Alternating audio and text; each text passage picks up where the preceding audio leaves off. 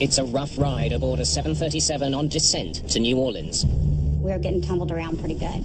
A violent thunderstorm has caught the pilots off guard. Mayday, Mayday, TACA 110. We are in the middle of a storm. We're talking about the equivalent of an atomic bomb going off.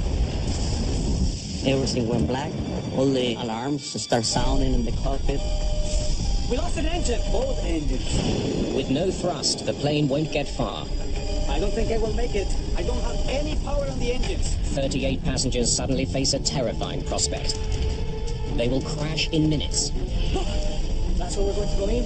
You got it, my friend. Unless the crew of TACA Flight 110 can perform one of the greatest feats in the history of commercial aviation. All right. Mayday, Mayday.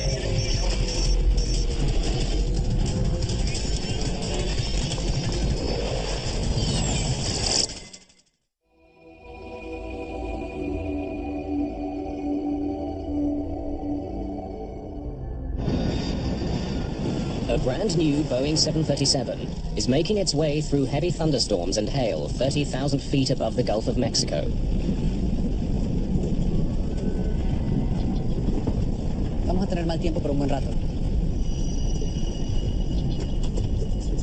TACA Airlines is a small family-owned operation based in El Salvador. TACA Flight 110 left Belize City less than 2 hours ago, bound for New Orleans. Among the 38 passengers, Gracias. no one is more eager to arrive in the U.S. than Lee Burmeister. I'd been down in Costa Rica for about a month, and my appendix ruptured and had surgery in a small little village. It was a scary time. I was really ready to get home. The heavy weather the crew is now coping with is a big change from earlier in the flight. Yo recuerdo que era un día. I remember that it was a very sunny day when we left Belize. Everything was going well. Todo iba bien. It was just like that. It was pretty, and then all of a sudden it was the blackest sky I've ever seen in the afternoon. They're flying over the Gulf of Mexico in May. At this time of year, the weather is unpredictable. Violent storms can form in a matter of minutes. Thunderstorms have all types of hazards in them, from the heavy rain, hail, lightning, microburst, wind shear, severe icing. We're talking about the equivalent of an atomic bomb going off. A tremendous amount of energy. To avoid dangerous storms, the crew tracks the weather with onboard radar. But the technology has limitations. Airborne weather radar typically operates in an X-band, which is a certain wavelength and has limited power. As a matter of fact, hail is not picked up on airborne radar. So we will sometimes get hail blowing off a storm, and yet it'll only show up as green or yellow in front of us on the weather radar, not as the heart of a red thunderstorm. And unfortunately, this is one of the reasons we have to try to stay as far away from thunderstorms as we can. Captain Carlos Dardanau was born to fly. At just 29, he is the third generation in a family of pilots. Anti-ice on. Since I was a little child, I remember that I was dreaming on being a pilot and being around airplanes all the time. Captain Dardanau has had to overcome tremendous obstacles to earn his wings. 6 years earlier, in 1982, he was flying for a small general aviation company. I was doing a little air taxi business around the country. El Salvador was consumed by a civil war, and Dardanau found himself caught in the crossfire. At a little grass runway airport, I was shot by guerrillas in the face. Badly wounded, he managed to fly his passengers to safety. We just take off, and I stayed really low between trees, and I flew 20 minutes back to the main airport. The brush with death cost him his left eye. I was shot over here. The bullet went through. But Dardanau did not give up on his dream. Despite his impaired vision, he went on to become a certified commercial pilot. TACA 110, runway 28, final approach course, continue inbound. Descend at pilot's discretion, maintain 4,000. Thank you, sir. TACA 110, 4,000. First Officer Dionisio Lopez has more than 12,000 flight hours. He and Dardanau have flown together many times. Captain Arturo Soleil is a flight instructor with TACA Airlines. He's on board today to observe the performance of this new plane.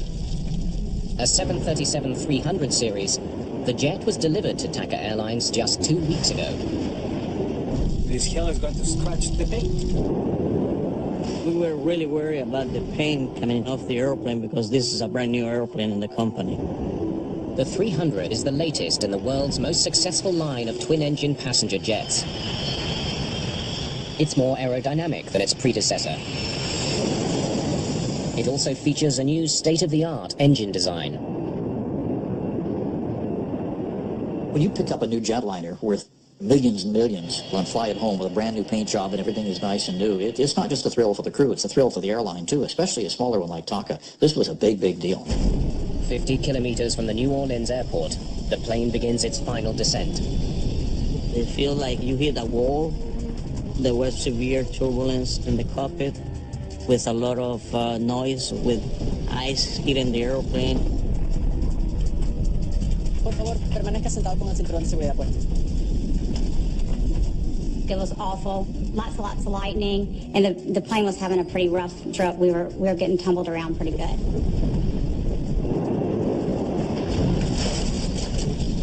As the flight attendants take their seats. Flight attendants, please take their seats.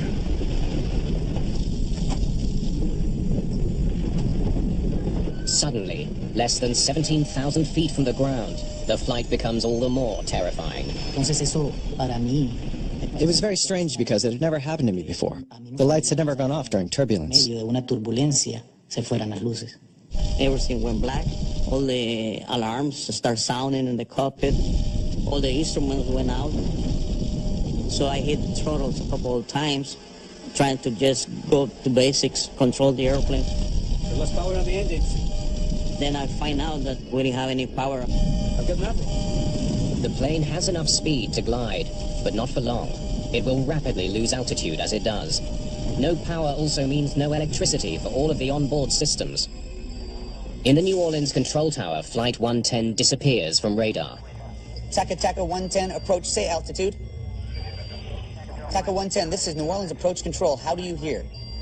Without power, communication with the plane is now impossible.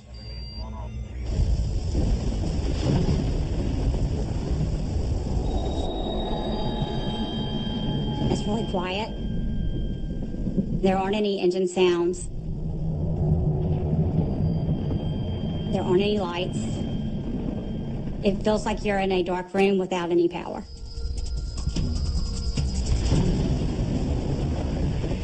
In less than a minute, the 737 drops almost 1,000 feet. It continues to fall. We are dropping at 1,500 feet per minute. And without power, there is no way to restart the engines.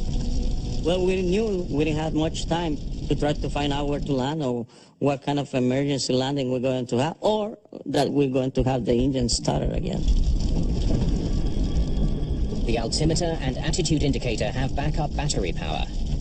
Nothing else is working. The APU started.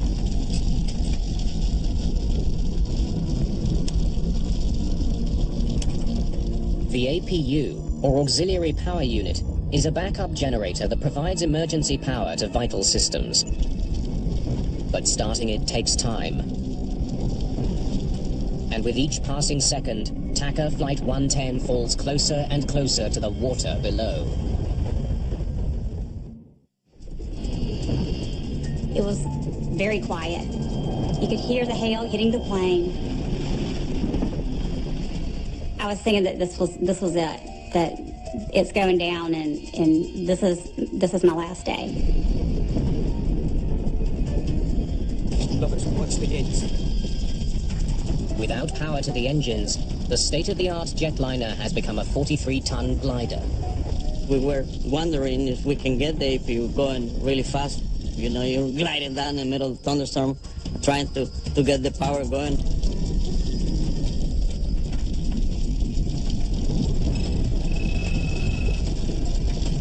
The fuse up and running. Y cuando regresaron las luces, When the lights came back on, I was relieved. I thought it was something temporary. No big deal. se vio, pero que no va a pasar para más. The APU is now providing emergency power to the plane's systems. But the engines are still not running. To fire up the powerful turbofan engines, the crew must follow the procedure for a complete engine restart. Fast vital and fuel levers up.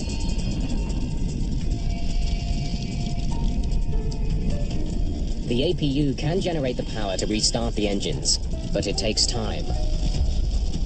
It takes like 30 seconds or so, but it feels like all your life. Para Mayday to New Orleans. Get us out of this storm and to our runway. Mayday, Mayday, TACA 110. We're in the middle of the storm, sir. We need vectors to the runway now, sir. We lost an engine. Both engines. Both engines, sir. Both engines. Understand both engines, TACA 110, roger. The controller knows he needs to get the plane on the ground as soon as possible, even if it means sending it to another airport. TACA 110, roger. Turn left, heading 280. Vectors to Navy, calendar, runway 22. Flight 110 is still 32 kilometers from New Orleans. The stricken plane has a better chance of landing at a U.S. naval base 27 kilometers away. But the plane will not make it to any airport unless the crew gets the engine started. 9:30, hit it.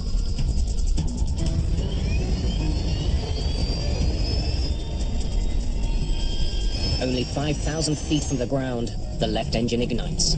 Speed.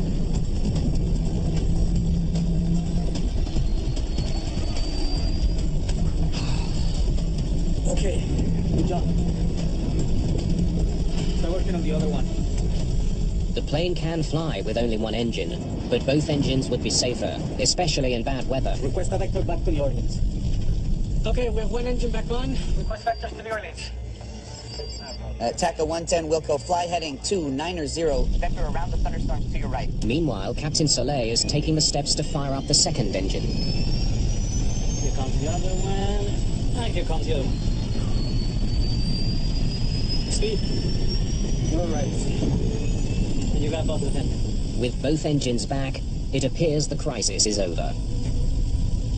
Okay, sir, we have both engines back now. We really appreciate what you've done for us. We are going to go down to 310. For the engines to come back on, it really didn't make anybody feel that much better. We are still in a mess. Look, let's go on the power. I thought I feel the power. Something's wrong. The engines appear to be running, but they're not providing any thrust. Sucker's not started. Then the gauges show that the engines are overheating. They're burning up from the inside. The risk of a catastrophic engine fire now leaves Dardanel no choice. He must do something no pilot would ever want to do. Shut down both engines for good. Once again, the plane is without power and falling fast. We knew that we don't have any possibility to restart the engines, and then we had to start looking for some place to land. The plane is quickly closing in on 3,000 feet. At the rate it's dropping, it won't make it to New Orleans. Okay, where do I put this thing now? Visibility begins to improve when the plane breaks through the storm clouds. But it's still raining, and Dardanel has less than 3 minutes to find a place to land. I was seeing just swampy land all over the place. New Orleans is surrounded by canals and lakes.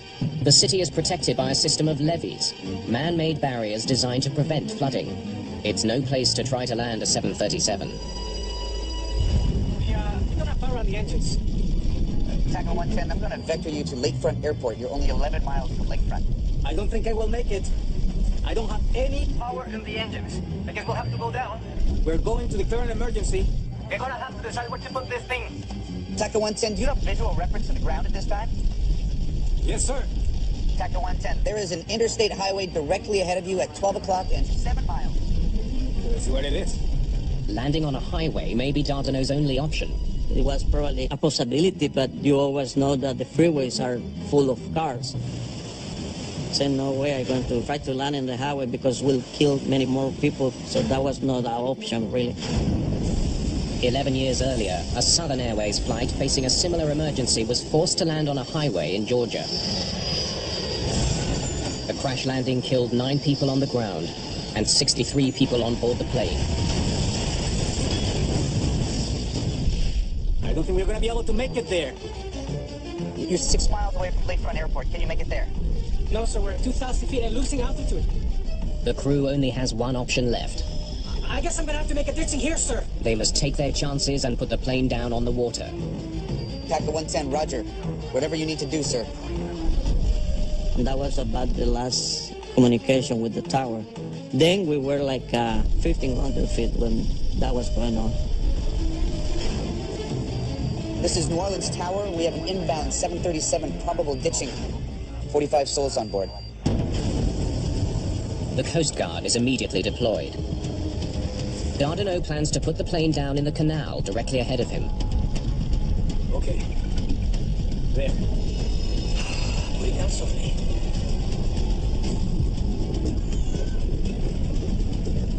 It was kind of the feeling of everyone on the plane that we weren't going to get out of this.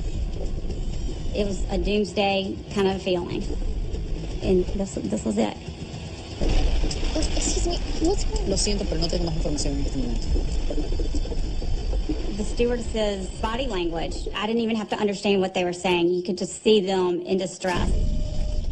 The 737 can only stay in the air for another minute. As Dardanelle looks for a safe stretch of canal to drop the plane in, another option appears. Look at that one over there. And then Lopez saw the levee parallel to the canal that we were making the approach on. We put it down on the grass? Yes, boss. The levee is much shorter and narrower than a runway, but it looks safer than the water. That's where we're going to go in? You got it, my friend. They will have to act fast to get there. Prepare the counter. No te da tiempo. You don't even have time to think about being scared. So I can't say I was scared. We had to start preparing the cabin. Empezar a trabajar en la cabina. La cabeza entre las rodillas y agarren los tobillos. I had to assume crash position, and it was really difficult for me because I had just had surgery, and I had stitches going up the middle of my stomach. Stitches. Operation. Passengers only have seconds to prepare. Los pasajeros se tenían que quitar los zapatos, se tenían que... The passengers had to take off their shoes, their jewelry. They had to put their shoes under the seat in front of them. So we went through the whole emergency checklist. Teníamos que trabajar. Air traffic control can no longer pick up the low-flying 737 on radar. The controller asks other planes to look for it. 60 Kilo Alpha. If you can check your east just slightly to the south, 3 to 4 miles. We lost an aircraft down there, 737. If you could let me know what you see. Roger. Kilo Alpha to 6. I'll see you later.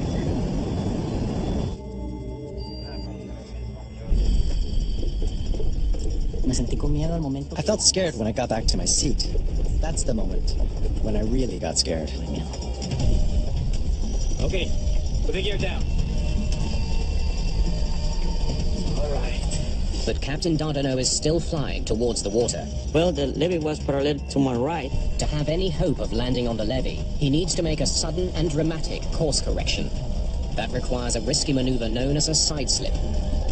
So we just had to do a little bit side slip to get into position to make a perfect landing. It's a move meant for small planes and gliders, not a 43-ton Boeing 737. But it's a risk he has to take.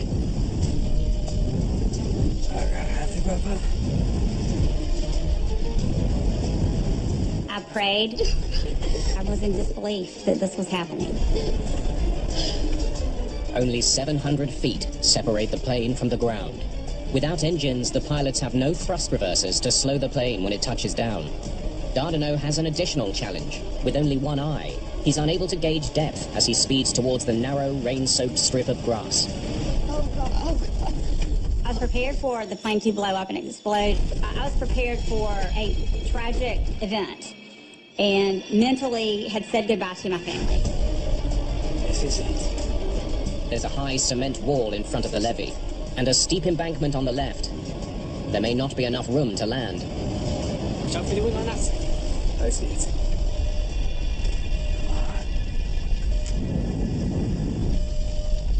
Aquí te tengo, baby. Aquí te tengo.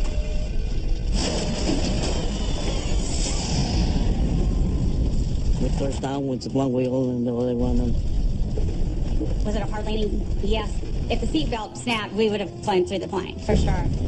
On the soggy grass, the plane is in danger of skidding off the levee into the water. I was trying just to control the airplane, not to hit the brakes and not to lose the airplane at the last minute, you know. The spoilers were out. So we were just thinking, okay, we make it.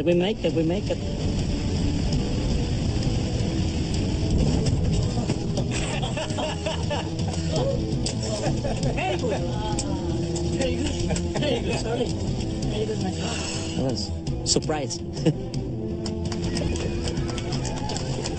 It was a hard landing,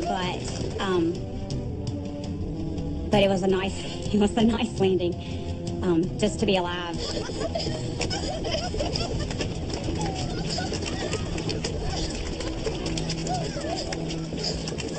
El aterrizaje fue espectacular. The landing was spectacular. The plane landed so smoothly. There wasn't even a bit of turbulence. No hubo ninguna ni media turbulencia. A perfect landing. Perfecto. And that was, I think, the most beautiful landing that I ever made. When I looked out my window, there was no fire. So I immediately opened the door and deployed the slide. Salió el tobogán. Rápido, por la salida más cercana. They told us to get off the plane, that the plane was going to blow up. The New Orleans controller has no idea what has become of TACA Flight 110. Another aircraft relays the news to the tower. Kilo Alpha to 6. Everything looks okay. Looks like you did a pretty good job. They made it. You're not going to believe where they are.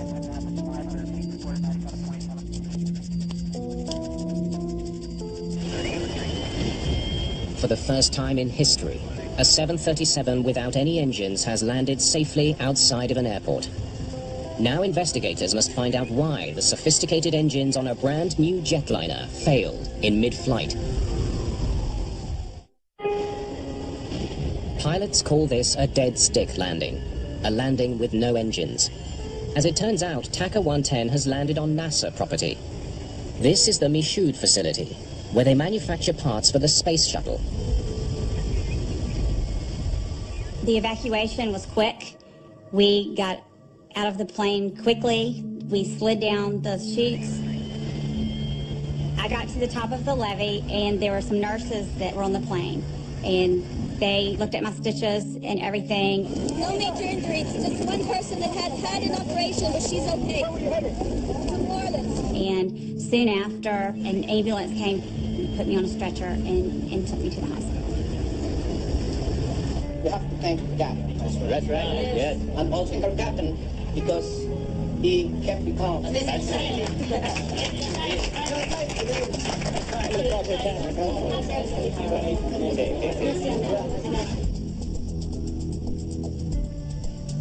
Now that's not something you see every day. Within hours of the emergency, investigators arrive and begin examining the damaged plane. To end up with a jetliner sitting on a levee, having landed there, being perfectly intact, is almost an unbelievable sight. It's beyond incredible. A couple of questions for you, but first thing I'd like to say is, nice landing. So, tell me, when did the engine trouble start? Investigators meet with the crew right away. They want to know exactly what was happening when the engines flamed out. We were descending to 16.5 when both our engines flamed out at the same time. That both of them coming apart at the same time is an infinitesimal possibility. This plane was powered by one of the most advanced and widely used jet engines on Earth, the CFM56. It powers not only the Boeing 737, but Airbus and military planes as well. The CFM56 is just a marvel of current engineering aeronautically. There are thousands and thousands of them out there, and they almost never ever fail. But 2 CFM56s had failed on this one plane alone. Investigators desperately need to know why. I haven't flown through too many storms that intense. They turn their attention to the weather conditions. It's considered a very rare occurrence for engines to have flamed out in flight.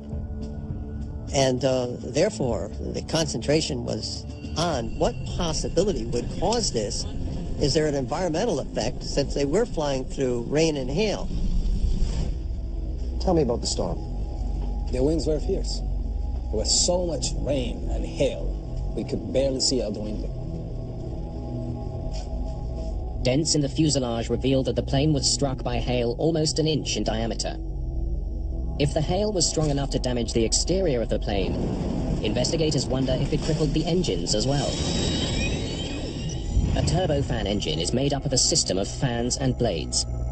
a large fan brings air into the engine.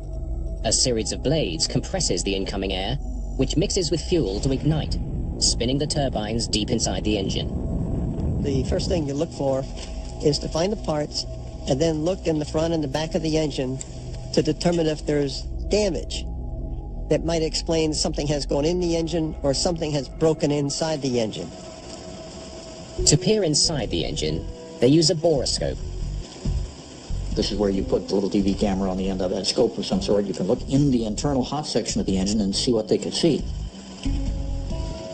No hell damage to the compressor that I can see. Keep going deeper. Let's see what's at the center. But the turbines deep inside the engine are charred. This. Turbines are almost completely melted. When the engine overheats, if the overheat is allowed to occur long enough, then it will cause melting of the turbine blades. So when did you get the temperature warning? The engines started to overheat right after we started them. And the damage to the turbine, which is the melting of the blades, means that you can no longer produce thrust out of that engine.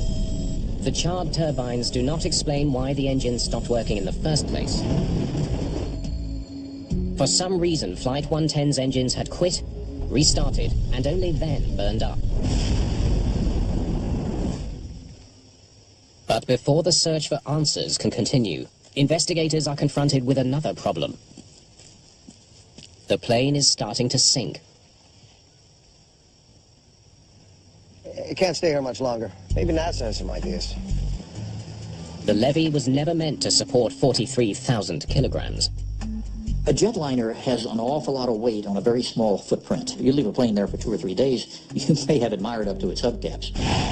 There was barely enough room to land the plane on the levee. Getting the plane off of it could be even more challenging. You've got really 3 ways to get this airplane out of there. One is to fly it out. Secondly, to disassemble it. Or third, put it on a barge. But it's not as easy as it sounds. Disassembling the plane could cause more damage. You think we can fly it off? The decision is made. They'll attempt to take off and fly the plane to New Orleans. The very first problem of getting the airplane ready to fly was getting the engines to the point of reliability, which meant they had to replace the right engine. It was just cooked. It was too far gone. The left engine was probably going to need to be overhauled, but they could fly it out with that. After replacing the right engine, they bring in test pilots to get the plane off the ground and to the airport 24 kilometers away in New Orleans. It's a good, safe operation that we're doing here today. We can accelerate up to virtually to takeoff speed, and then if we decide to stop, why, we could stop the airplane. With no passengers and very little fuel to weigh the plane down, it reaches takeoff speed in just 365 meters. The investigation at the emergency landing site comes to a dramatic end. In most scenarios in which an airplane comes down in the wrong place but is still intact, you probably never get it out that way. This just happened to be amazing luck. Hey, guys. Investigators must now try to figure out why the engines failed in mid-flight. If rain caused them to shut down, thousands of other planes are at risk.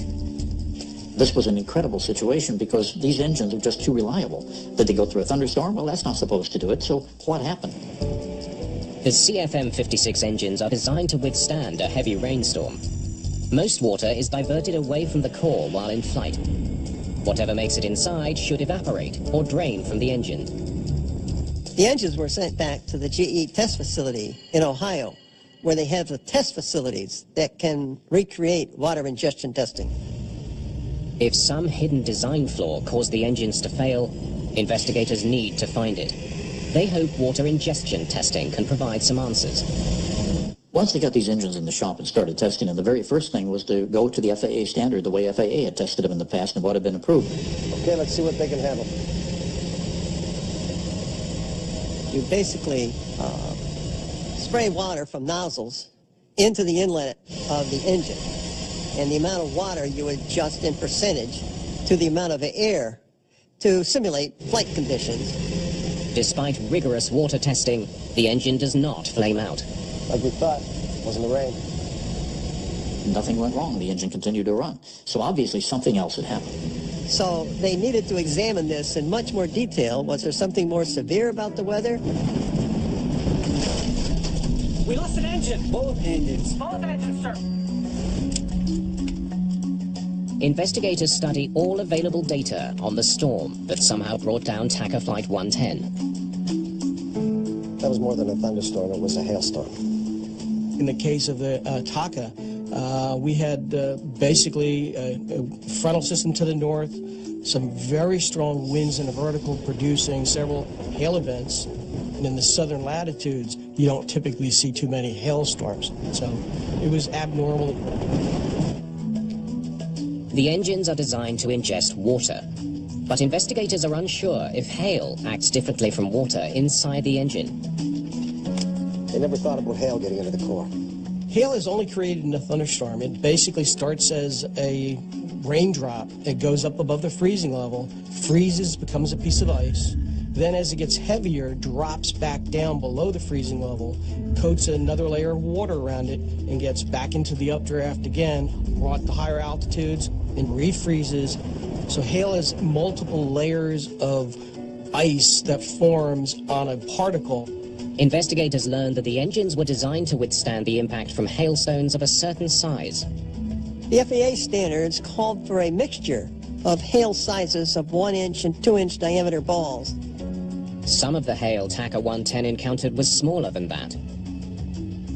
Those smaller pieces of hail could make their way through the fan and compressor blades, accumulating deep inside the engine, where they would melt. Hail was considered to not be a factor in the center core, but if it had been, what would it look like? Investigators calculate the amount of hail that could have entered the engine core. They then estimate the volume of water the melting ice would have produced. That's substantially more water. Investigators want to know if this excess water overwhelmed the engines and caused the failure. Okay, let's try more water and see what happens. They perform another water ingestion test, this time adding even more water to account for the hail inside the engines. So if they used enough water to emulate that, maybe they could make it fail. Well, they tried using a high speed on the engine, and still it wouldn't fail.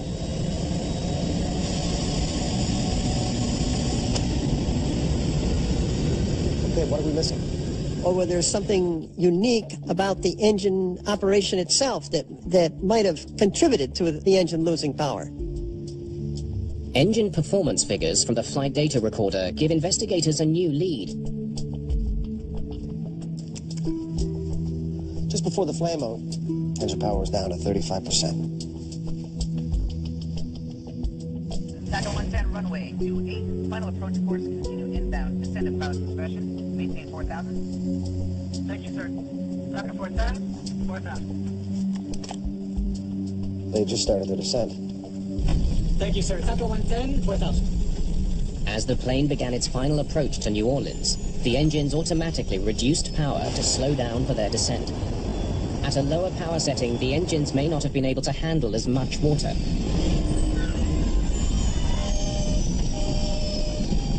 We've been testing everything in accordance with the normal FAA methodologies at high speed on the engines, but these guys were in descent to New Orleans.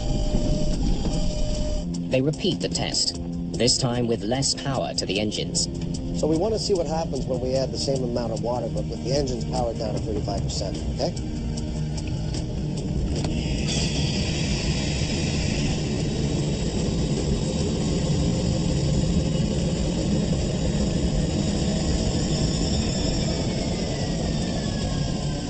The big aha moment was when they realized that it was the speed of the engine that was managing to get the engine through the ingestion of as much water as they could throw at it, and presumably as much hail. But when the engine went down to idle, that's when they managed to find the key. That's when the engine couldn't handle it. Well, now we know what happened. Bad timing. And that test gave a completely different result. Investigators have discovered why the engines flamed out. It showed something that no one understood at the time, because in all the testing and all the logic that had gone into it, they hadn't taken into account the slow speeds on the engine on descent. At the lower speeds, the hail having a significant velocity and momentum can actually see an opening between the fan blades. and it's able to get through the fan blades and directly into the core. The engines filled with hail and water and flamed out. For investigators, only one mystery remains. Look, don't feel any power. What went wrong after the TACA crew restarted their engines? The sucker's not starting. Why did they overheat and fail?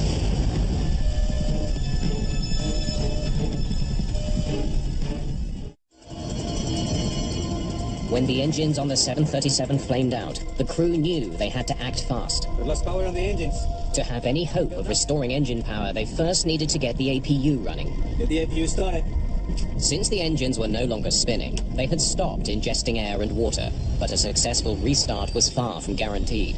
If you do not have all the proper conditions, you can get what's called a hot start, which means that you have too much fuel for the amount of air going into it, and the flame will now migrate into the turbine, where it could overheat it. After studying the engine data from the flight recorder, investigators conclude that the overheating and ultimate failure of the engines was in fact due to a hot start. Mayday, Mayday, TACA 110. We lost an engine. Both engines. Both engines, sir. Both engines. With his engines flooded with fuel and no time to properly drain them, Dardanot hit the ignition switch. If it didn't get all the timing correctly, then this is what's going to happen. You're going to get a hot start. I can't be critical of a pilot in that condition. That aircraft is coming down. Rain and hail from an intense storm crippled a modern passenger jet and nearly led to disaster. Investigators must find a way to make sure it never happens again.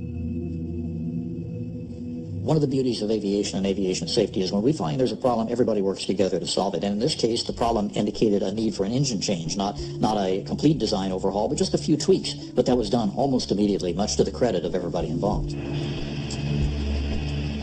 The shape of the engine nose cone and the spacing of the fan blades are modified in order to better deflect hail away from the core. Also, additional bleed doors are added to drain more water from the engine. That sort of thing hasn't happened again, and there are thousands and thousands of these engines flying every day for hours and hours and hours. Within a year of the incident, 737-300s around the world are retrofitted with the upgrades. The plane involved in the daring landing is back in service within a month.